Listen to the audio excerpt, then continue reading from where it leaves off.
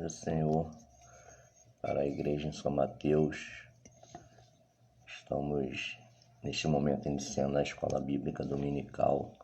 Hoje será gravado um áudio, um vídeo, porque hoje comemora-se o Dia dos Pais e também é a Sem Marechal. Por esse motivo não haverá atividade pela manhã nas filiais.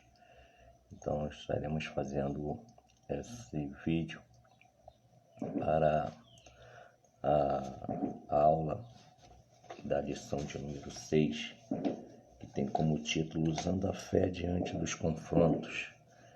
Eu estarei orando para iniciarmos a aula. Bondoso e eterno Deus, Pai de misericórdia, agradecemos, Senhor, por esta oportunidade a qual o Senhor nos concede de estarmos nesta manhã estudando a Tua Palavra, falando do Teu amor, falando do Teu querer, da Tua vontade, Senhor. Abençoa toda a igreja espalhada na face da terra, os pastores, os ministros, abençoa seus presbíteros, abençoa os professores, os alunos, a direção da Escola Bíblica Dominical, a superintendência, pastor Marcelo, diaconisa, irmã Arlete, abençoa cada professor e alunos, e que nesta hora nós possamos aprender a Tua Palavra. É o que eu te peço e te agradeço em nome de Jesus. Amém. Então a lição de número 6 da revista Betel fala sobre usando a fé diante dos confrontos. O texto áureo fala: então caiu o fogo do Senhor e consumiu o holocausto e a lenha e as pedras e o pó, e ainda lambeu a água que estava no rego. 1 Reis, capítulo 18, versículo 38. Verdade aplicada. Nos momentos mais difíceis, aprendemos que a vitória está em crer, obedecer e esperar no Senhor. Os objetivos da lição: ensinar que o Senhor tem métodos peculiares de agir, mostrar que a misericórdia divina sempre nos socorre e apresentar que Deus responde com fogo. Textos de referência está lá em 1 Reis, capítulo 18, versículos 22, 23, 24 e 39, que diz assim: então disse Elias ao povo: só eu fiquei por profeta do Senhor, e os profetas de Baal são 450 homens. Deixe-nos, pois, 2 bezerros, e eles escolham para si um dos bezerros, e o dividam em pedaços, e o ponham sobre a lenha, porém não lhe metam fogo, e eu prepararei o outro bezerro, eu porei sobre a lenha, e não lhe meterei fogo. Então invocar o nome do vosso Deus, e eu invocarei o nome do Senhor, e há de ser que o Deus que responder por fogo, esse será Deus. E todo o povo respondeu e disse: é boa esta palavra. O que vendo todo o povo, caíram sobre os seus rostos, e disseram: só o Senhor é Deus, só Deus é o Senhor. Então, meus amados, nesta lição, em que o título fala usando a fé diante dos confrontos, Deus ele tem os seus meios de confrontar seus inimigos. E na lição passada nós falamos sobre Davi e Golias, sobre a luta de Davi com Golias, sobre a afronta do incircunciso filisteu, que afrontou o povo de Deus e afrontou o próprio Deus. E então Deus usou um menino, um garoto que não estava acostumado à batalha campal, era um pastor de ovelhas, pastoreava as ovelhas num outro campo, mas Deus usou umas coisas desprezíveis, né? As coisas que, humanamente falando, era impossível Davi ganhar de um gigante de mais de 2 metros, com uma armadura de mais, pesando quase 80 quilos, né? Enfim, só a armadura era 58 quilos, segundo os estudiosos. Então era um homem totalmente preparado para a guerra, vencedor de batalhas. Mas nós sabemos que ali, quando a pedra lançada pela funda de Davi vai à testa do Golias, ali também vai a mão de Deus, e Deus derrota o gigante. Na verdade, Deus, ele destrona os deuses Baal, Zebub dos filisteus e Quemós. E nesta passagem nós vemos que o rei Acabe, que foi o 7º rei da dinastia do norte, quando houve a divisão do reino, porque Davi, ele foi o 2º rei de Israel. O primeiro foi Saul, reinou 40 anos. Davi também reina 40 anos. Salomão também reina 40 anos. E um total de 120 anos do reino unificado. Quando Roboão, filho de Salomão, ele vai reinar no lugar de Salomão, aí vem a divisão do reino. Por causa da dureza de Roboão, o reino ele é dividido. Reino do Norte, Israel, em que teve 3 capitais, Siquém, Tisa e por fim Samaria, que foi um monte, um monte que Orim, pai de Acabe, ele compra e transforma ali, edifica a cidade do nome de Samaria, né? E o norte e Judá, né?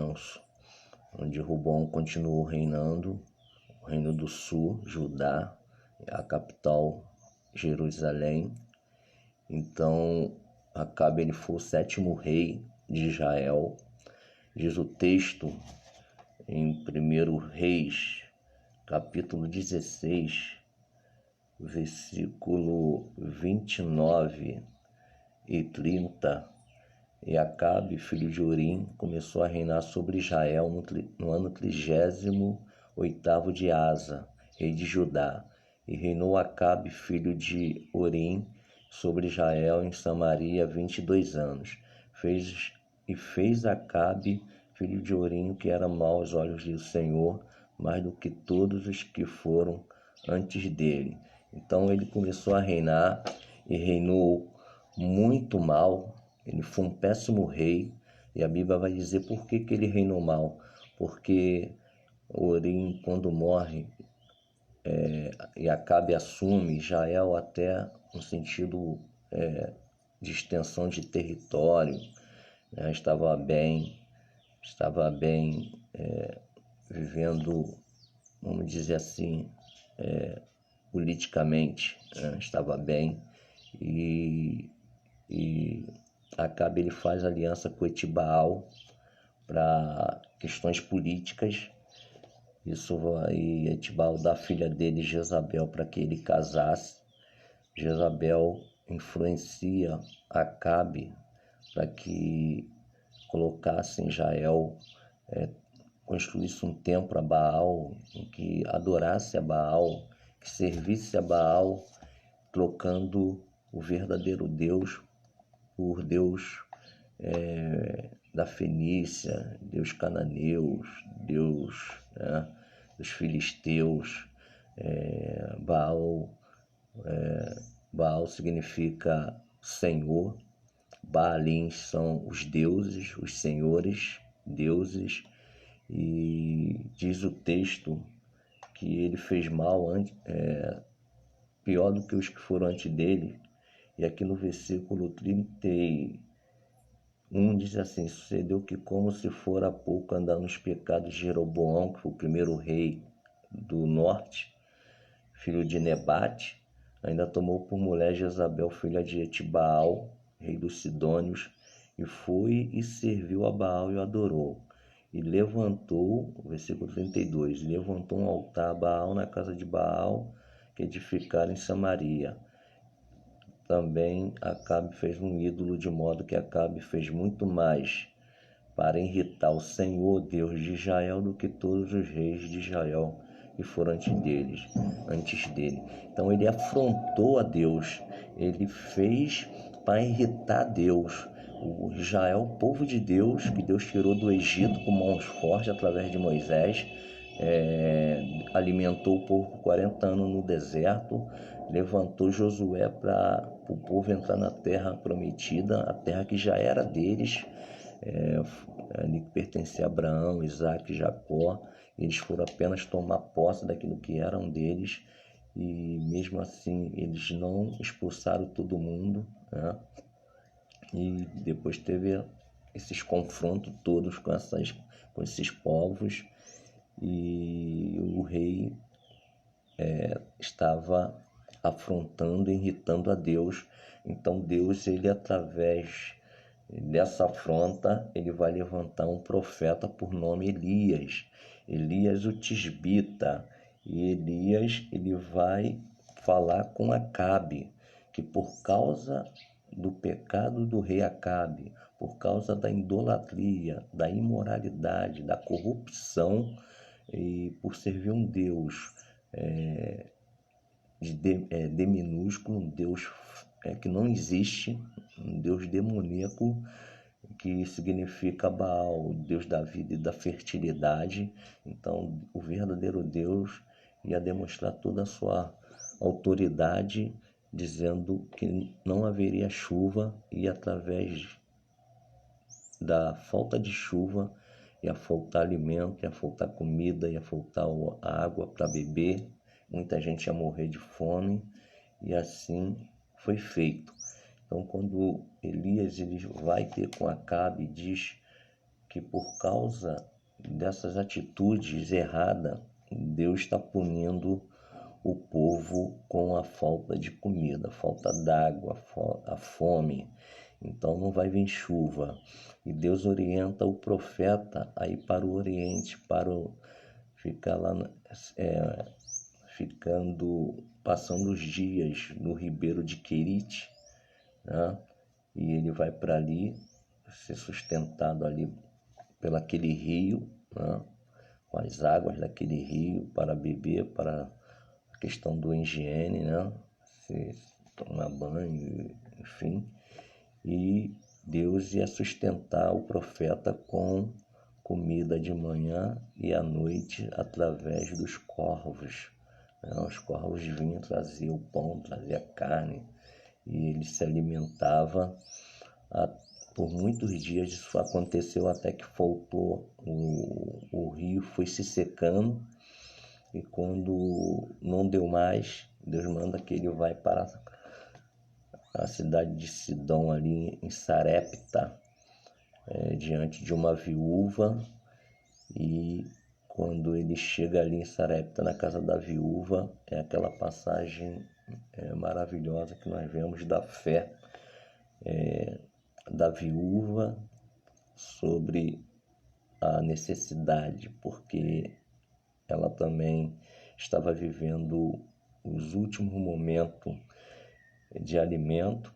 Ela só tinha um pouquinho de farinha e de azeite. A farinha, ela representa a farinha para fazer comida, né? Para alimento, para fazer bolo, essas coisas. E o azeite serve também para alimento, serve para medicina, para cura, para unção e outras coisas. Então, o profeta, quando chega ali e começa a conversar com a viúva, e pede que se fizesse um bolo para ele, e ela vai justificar que o que ela tem é só para ela comer e o seu filho, e depois os dois morreriam. Mas o profeta, ele vai realizar um milagre através de Deus, dizendo que primeiro fazia um bolo para ele, e depois comeria ela e o filho, e a farinha não acabaria, nem o azeite. E assim ela confiou no homem de Deus, né? Exerceu sua fé no homem de Deus, usando a fé diante dos confrontos, né? Ali era um confronto de forma da natureza, da falta de comida, da falta d'água. E ali então ela vai fazer o bolo para o profeta, e depois cumpre-se o que o profeta Elias tinha falado. E depois daquele ato, o seu filho ainda vem a morrer, e ela vai dizer ao profeta sobre o mal que veio sobre a sua família, mas achando que Deus estava punindo pelos pecados dela, mas Deus, ele, na verdade, estava provando a fé, e Deus, ele faz isso conosco às vezes, prova a nossa fé, né? E o profeta, então, ele vai levar o garoto para o quarto, e ali ele ora a Deus, e Deus faz com que a alma do menino volte para ele, o corpo, ali ele volta a viver. E depois daquele ato em que a viúva vai confirmar a fé em Deus, e dizendo que Elias era um homem de Deus, Elias então agora ele vai voltar depois de alguns dias para falar novamente com o rei Acabe, e nesse período todo a fome já estava extrema em Samaria. Jezabel já tinha o poder de tudo, já tinha matado vários profetas de Deus, vários homens de Deus, estava alimentando os profetas de Baal e de Aserá, e tinha um homem por nome Obadias, um temente a Deus, que tinha guardado 100 profetas, escala de 50, né? E sustentava com água e pão. Esse homem, ele estava diante de Acabe, quando Acabe fala com ele que eles tinham que procurar o alimento para os animais, se achava a erva para o cavalo, para os animais. Então falou, você vai por um lado, eu vou pelo outro.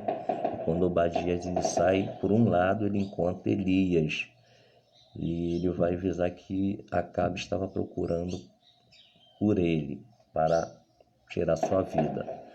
Então Elias manda que Obadias fosse até Acabe, dizendo que encontrou o profeta, mas Obadias temeu pela sua vida e começou a justificar. Mas Elias fala para Obadias que naquele mesmo dia estaria com o rei. Então Obadias ele vai e fala com o rei Acabe, ele intermedia o encontro dos dois, e quando o rei Acabe ele vê Elias, ele vai dizer o seguinte, aqui em 1 Reis, capítulo 17, versículo 17.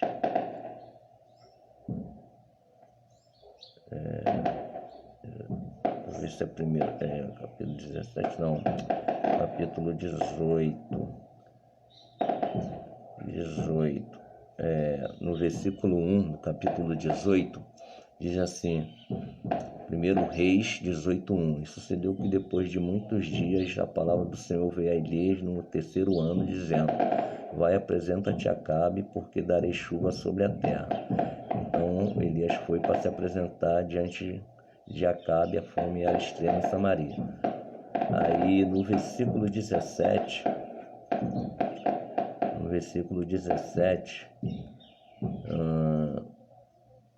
diz assim, sucedeu que, vendo Acabe, Elias disse-lhe, és tu o perturbador de Israel? Então disse Elias, dizendo, eu não tenho perturbado a Israel, mas tu e a casa de teu pai, porque deixaste os mandamentos do Senhor e seguiste a Baalins, aos deuses, né, de Baal, aos senhores. Aí o que aconteceu? Elias fala para Acabe para que reunisse todo o povo no monte de Carmelo, e também reunisse os profetas de Baal. Então Acabe ele convidou todo o povo para que fosse ao monte Carmelo, e aí quando todos chegam lá, no versículo 21 de 1 Reis 18, Elias se chegou a todo o povo e disse, até quando cocheareis entre dois pensamentos? Se o Senhor é Deus, seguiu, e se é Baal, seguiu. Porém o povo nada lhe respondeu.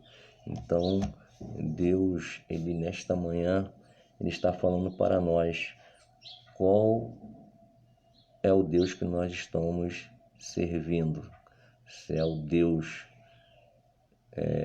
de Abraão, de Isaac, de Jacó, é o Deus que enviou o nosso Senhor e Salvador Jesus Cristo, é o Deus da nossa vida, ou se é o Deus Mamon, o Deus Baal, o Deus Dagon, se é o Deus desse século que cega o entendimento de muitos, qual o tipo de procedimento que nós estamos seguindo, né? Se nós estamos nos santificando para o verdadeiro Deus, se nós estamos reparando o nosso altar, ou se nós estamos servindo a Deus, cocheando entre a igreja e o mundo, né? Então nós devemos nesta manhã exercer a nossa fé sempre estando do lado de Deus e confrontando com as coisas erradas que estão entrando até na igreja, né? Nós não devemos confrontar.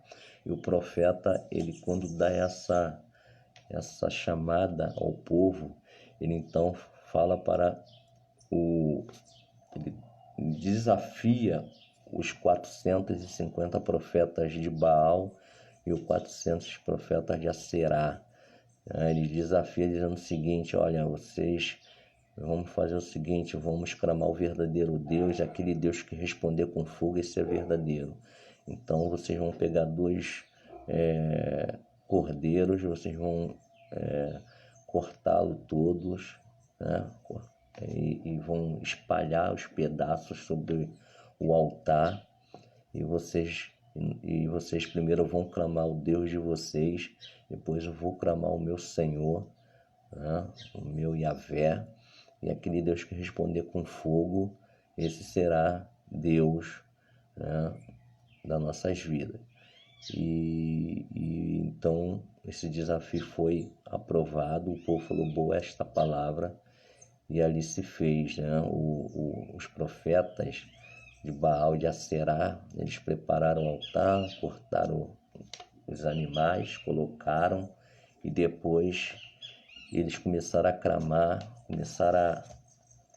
por Baal, né?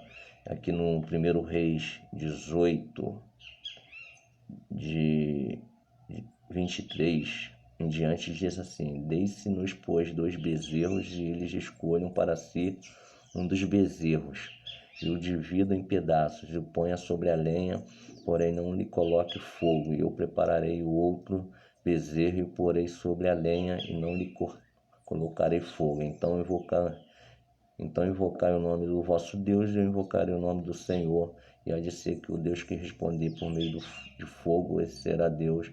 E todo o povo respondeu, dizendo: é boa esta palavra. E disse Elias aos profetas de Baal: escolhei para vós um dos bezerros, e preparai o primeiro, porque sois muitos, invocai o nome do vosso Deus, e não lhes ponhais fogo. E tomaram o bezerro que lhes dera, e o prepararam, e invocaram o nome de Baal desde a manhã até o meio-dia, dizendo: Baal, responde-nos. Porém nem havia voz, nem quem respondesse, e saltavam sobre o altar que tinha feito. Sucedeu que ao meio-dia Elias zombavam deles e diziam: clamai em altas vozes, porque ele é um Deus, pode ser que esteja falando, ou que tenha alguma coisa a fazer, ou que intente alguma viagem, talvez esteja dormindo e despertará.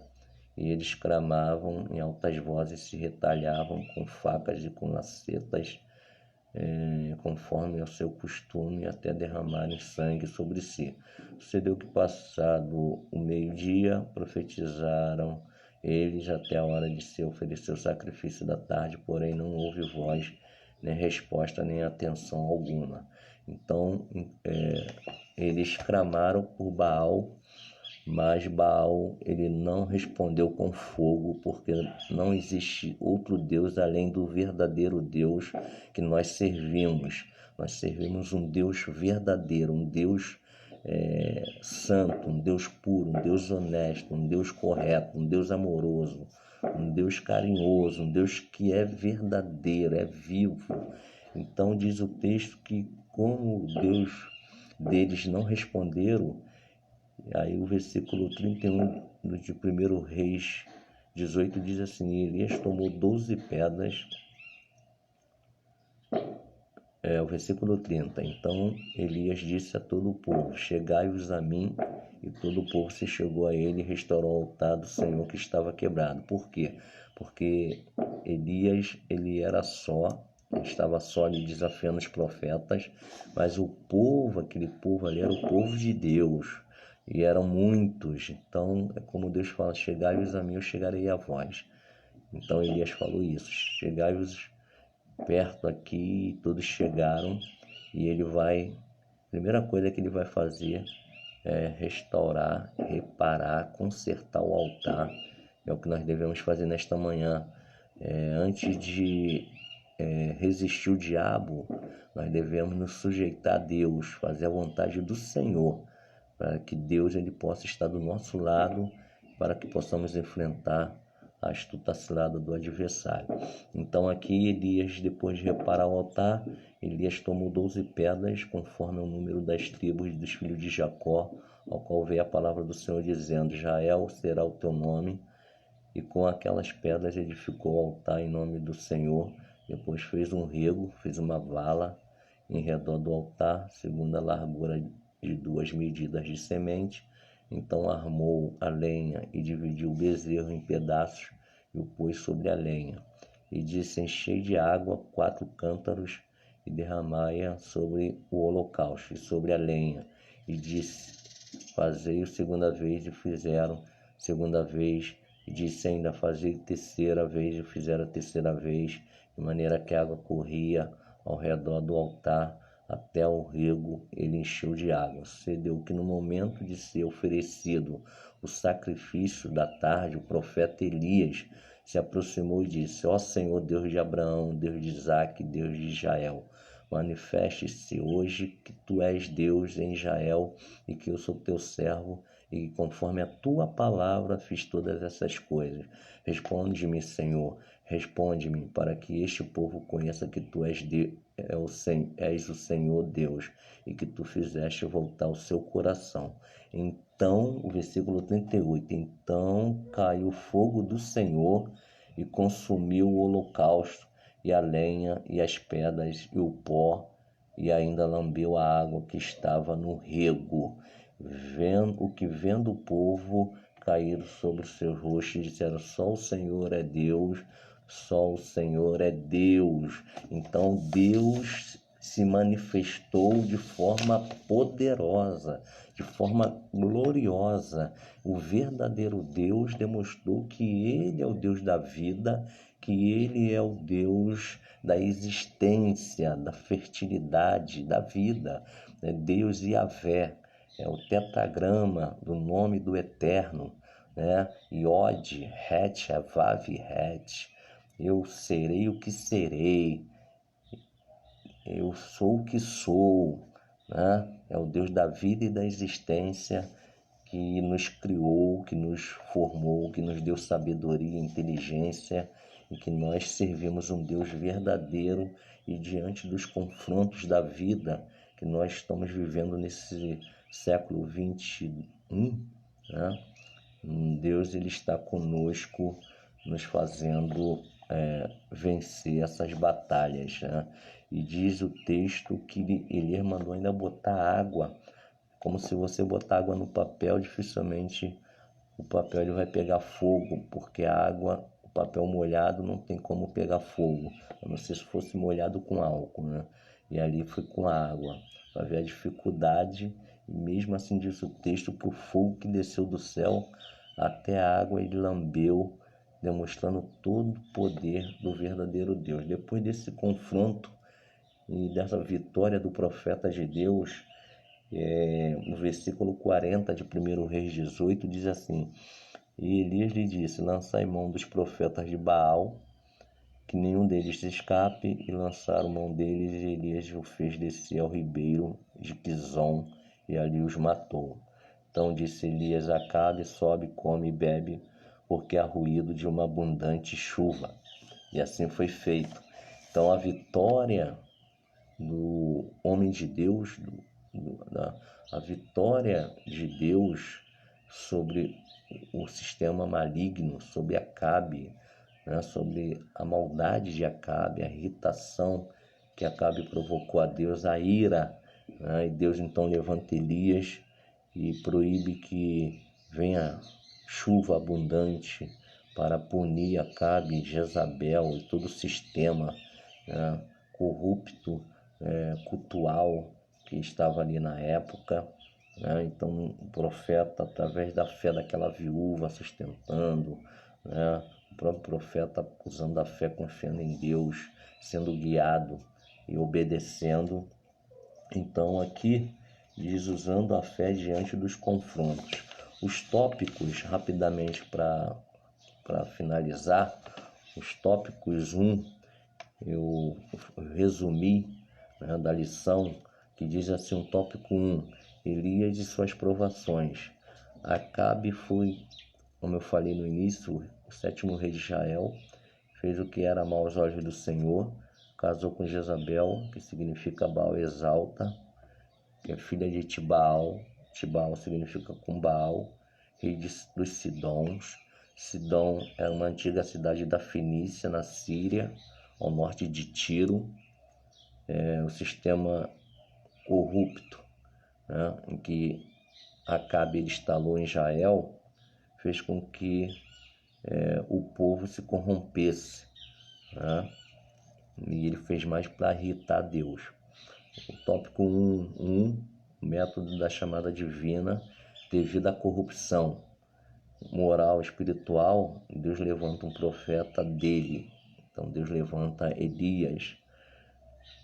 Sempre no caos, Deus vai levantar alguém para usar. No período dos juízes, né, no período do Egito, no período de entrada na Canaã, né, nos períodos dos reis, sempre houve profetas.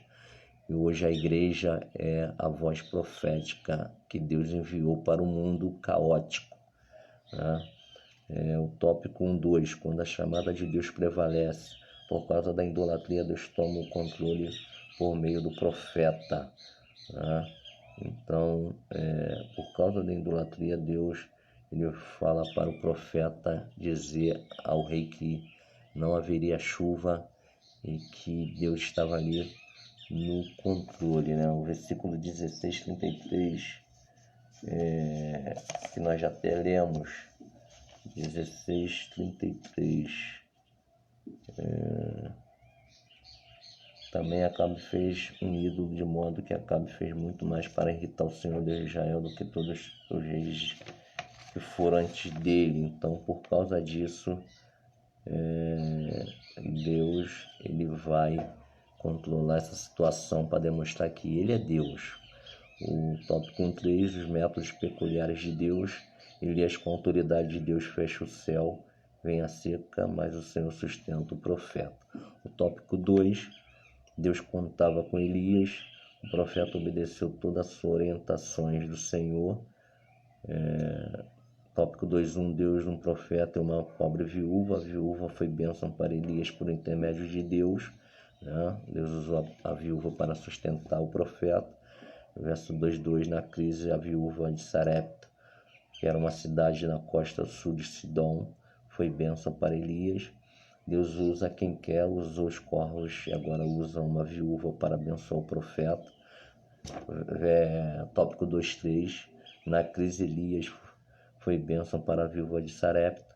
Deus usa o profeta para abençoar a viúva com azeite para fazer comida, óleo, remédio e ungir, e a farinha era usada para fazer bolo e outros alimentos. O tópico 3, Elias se apresenta e lança um desafio. A igreja está do lado de Deus ou do lado do mundo? A igreja está cocheando entre dois pensamentos ou está definida em servir a Deus? Então aqui é uma pergunta que o profeta fez para o povo, né? Nós devemos estar sempre buscando andar do lado de Deus e esquecer do mundo no sentido comportamental, no sentido espiritual, né? O mundo, as pessoas que não têm Deus andam na violência, na maldade, e nós devemos estar sempre buscando a Deus em primeiro lugar, para que Ele seja o Senhor das nossas vidas e nós possamos ser bem-aventurados, né? Não devemos nos conformar com este mundo, mas transformar-nos com a renovação da nossa mente. O tópico 3.1, confrontando o povo e os profetas pagãos. Elias chama o povo à responsabilidade, embora eles tiveram que passar pelos cativeiros assírios e babilônicos. E o tópico 3.2, a resposta divina em meio à fé. Elias desafiou os idólatras de Baal, confiando na resposta de Deus. E o tópico 3.3, altar restaurado, glória de Deus e abundante chuva.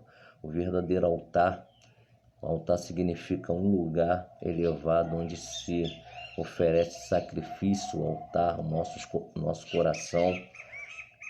Então esse altar ele tem que ser santificado, do hebraico kadash, que significa consagrado, separado, purificado, santificado.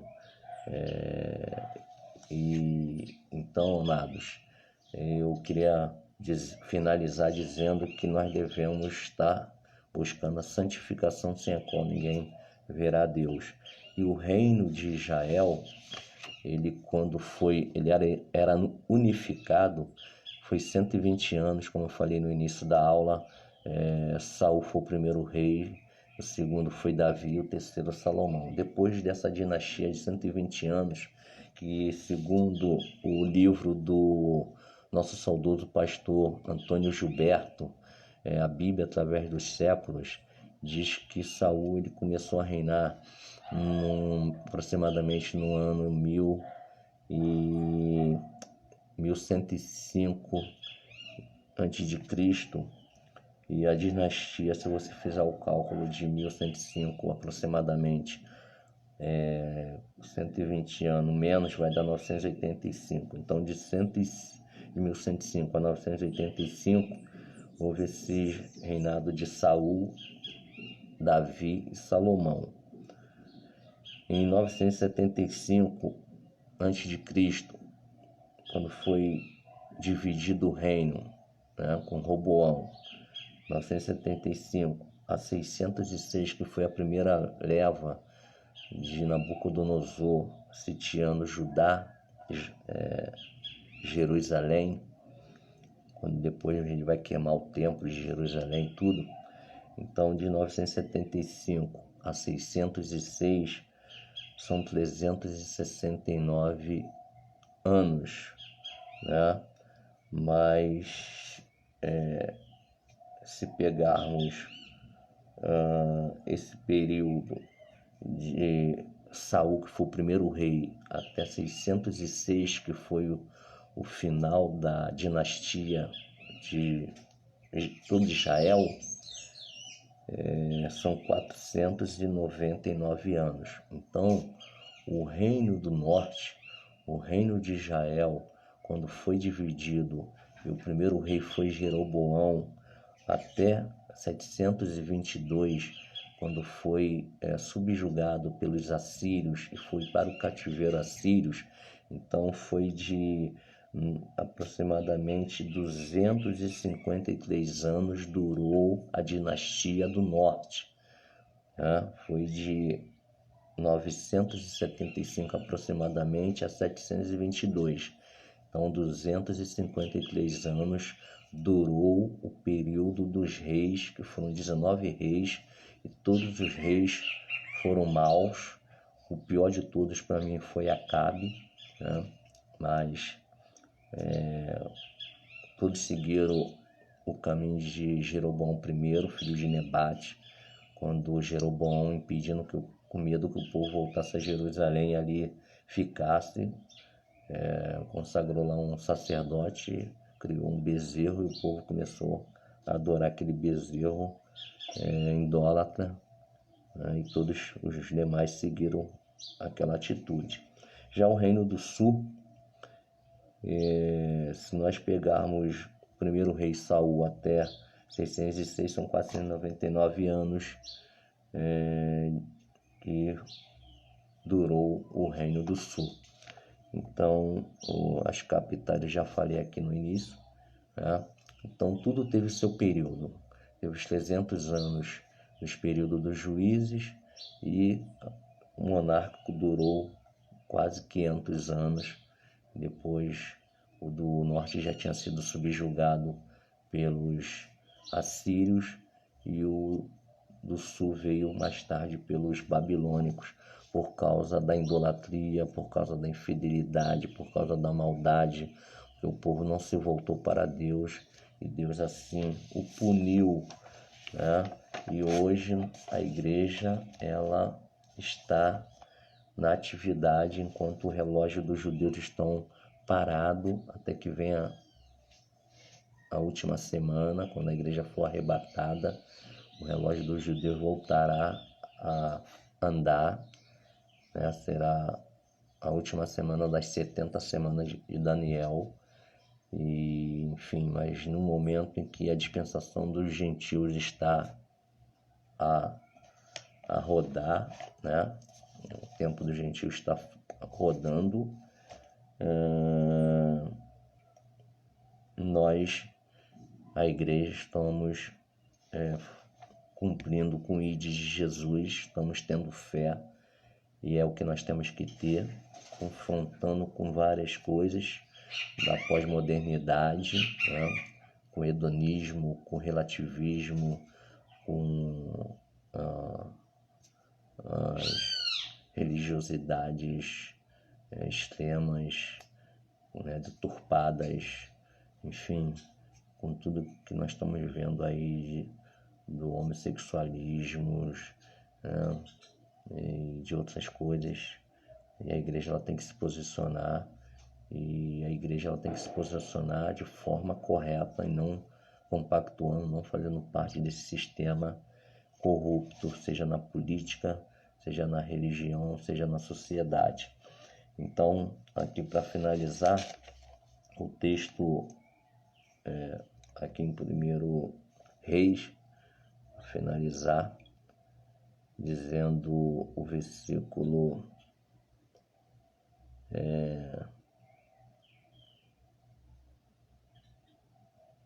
45, diz assim, 1 Reis 18:45, sucedeu que, entretanto, os céus se enegreceram com nuvens de vento e veio uma grande chuva e Acabe subiu ao carro e foi para Jezreel. Então veio a chuva, Deus venceu, Deus é mais. E aqui para finalizar na conclusão diz assim: vencer as provações é uma prerrogativa dos verdadeiros adoradores. A vitória de Elias comprovou que de fato o Senhor é Deus Todo-Poderoso e, portanto, merecedor de toda adoração. Ele luta e vence todas as nossas batalhas. Então o Senhor Yahvé, nosso Deus, ele merece toda a nossa adoração, todo o nosso respeito, toda a nossa devoção. E que nesta manhã eu quero dizer para vocês que vocês são abençoados por Deus. Vale a pena resistir ao mal, vale a pena lutar pelas causas e pela obra de Deus. Quero parabenizar todos os pais nesse dia dos pais. Sabemos que é uma data comercial, uma data que o comércio criou, né? Mas pai para mim é todo dia, mãe todo dia, a família sempre está presente nas nossas vidas. Mas hoje, como se comemora o Dia dos Pais protocolarmente, quero parabenizar todos os pais, né? Que seja um domingo de bênção, e agradecer ao pastor Marcelo e à diaconisa irmã Arlete, que é a superintendente da Escola Bíblica Dominical em São Mateus, pela confiança. Que Deus continue nos abençoando. A próxima lição será domingo, dia 16 de agosto, lição de número 7. O Senhor peleja pelo seu povo, que está baseado em 2 Crônicas 17, o versículos 2, do 2 ao 6, né? Então, essa semana estaremos estudando a lição de número 7. Gostaria de agradecer a todos, que Deus nos abençoe estarei orando para o término desta aula. Bondoso eterno Deus, Pai de misericórdia, agradecemos, Senhor, por esta oportunidade que o Senhor nos concedeu, por mais uma aula ministrada, e que todos aqueles que estiverem assistindo, que possam ser abençoados, não por mim, Senhor, porque eu nada tenho, nada posso, mas pela Tua graça, pela Tua presença, e que seja esclarecedor. Abençoa, Senhor, os Teus servos que participaram, o meu mestre, o meu professor Dualdo, que fez aniversário essa semana, que o Senhor continue abençoando o nosso pastor, o nosso professor, que o Senhor tem levantado, ele como doutor, Senhor, também a Márcia Regina, Senhor, que estava assistindo, abençoa a tua serva, a tua filha, a tua família da tua serva, sua mamãe, que dá saúde, e também o Marcos, Senhor, meu amigo ali, trabalha no Teca, trabalha na sua esporte, abençoa ele, sua família, sua vida e todos aqueles que vierem assistir também esse vídeo, que sejam abençoados. Nos dá um domingo na tua presença, dia dos pais, Senhor, abençoa todos os pais, todas as famílias e ser conosco. Abençoa o culto logo mais à noite, às 18 horas em São Mateus. Abençoa, Senhor, o pastor Marcelo, os obreiros, os presbíteros, diáconos, diaconisa, os trabalhadores, os departamentos que louvarão teu nome, testemunho, pregação, que seja tudo para a honra e para a glória do teu nome. Seja conosco, eu te peço e agradeço em nome de Jesus. Amém. Que Deus a todos nos abençoe. Shalom Adonai.